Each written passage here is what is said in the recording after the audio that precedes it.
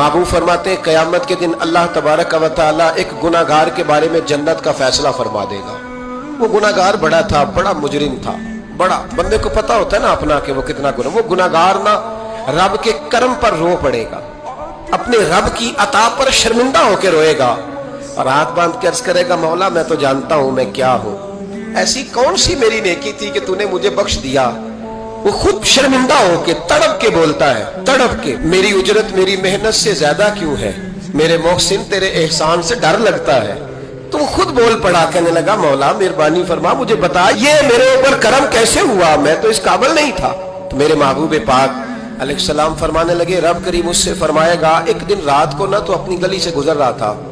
देखने वाला कोई नहीं था जो तेरी तस्वीर खींच के सोशल मीडिया पे डालता, कोई अखबारी नुमाइंदा नहीं था जो फटाफट अखबार में खबर देता, कोई लोग नारे लगा, तो अकेला था, रात भी थी अंधेरा भी था,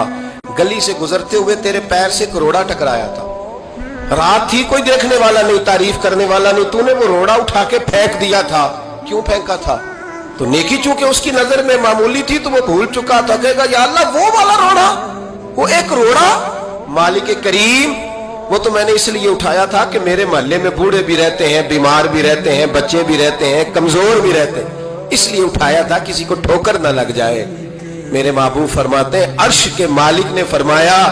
रब करीम ने फरमाया तू रात के अंधेरों में रोड़े उठा उठा के मेरे बंदों का ख्याल रखे तो मैं आज कयामत के दिन तेरा ख्याल ना रखूं। फरमाया उस एक रोड़े के उठाने की बरकत से मैंने तेरे लिए जन्नत का फैसला फरमा दिया है।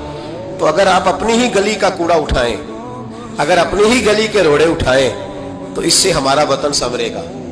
इससे हमारी गलियों में, हमारे इलाकों में, हमारे मोहल्ले में, हमारे इलाके में सफाई फैले।